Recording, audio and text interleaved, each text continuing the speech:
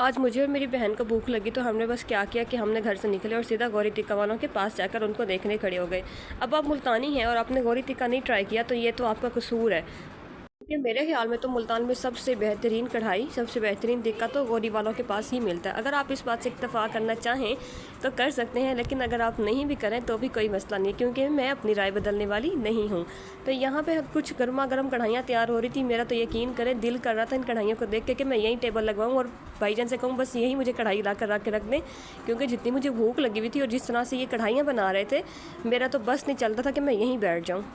लेकिन बस मैनर्स के मारे हम लोगों ने भी क्या किया कि जाके उनकी फैमिली हॉल में बैठ गए और वहाँ के वर्कर्स का मुंह देखने लगे कि वो कब आएंगे और हमारा ऑर्डर लेकर जाएंगे। यकीन माने इनके पास इतना रश होता है कि इनको अपना टाइम से ऑर्डर प्लेस करवाना और अपने ऑर्डर का इंतज़ार करना भी एक बहुत बड़ा टास्क होता है, और ख़ास तौर पे खाने के मामले में तो मुझसे सब्र बिल्कुल नहीं होता।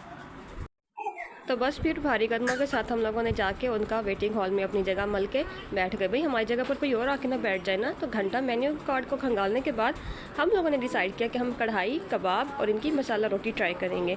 और इनकी मसाला रोटी का टेस्ट इतना ही आला था कि मेरा तो दिल कर रहा था कि मैं कढ़ाई कबाब सब कुछ छोड़ के सिर्फ इनकी मसाला रोटी ही खाती रहूँ। लेकिन कोई बात नहीं, बाकी चीज़ें भी तो मंगवाई थी, उन पर भी तो हाथ साफ़ करना ही था ना।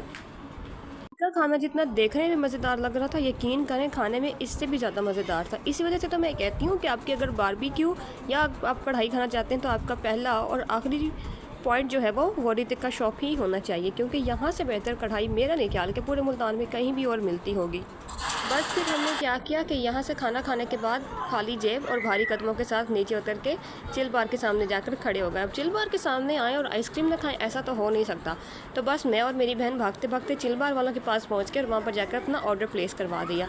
वहाँ से आइसक्रीम कोन लेने के बाद हम लोग वहाँ से वापस निकल आए, और यकीन करें गरम गरम कढ़ाई के ऊपर ठंडी ठंडी जब आइसक्रीम अंदर गई तो इसने तो चस्सी करा दी।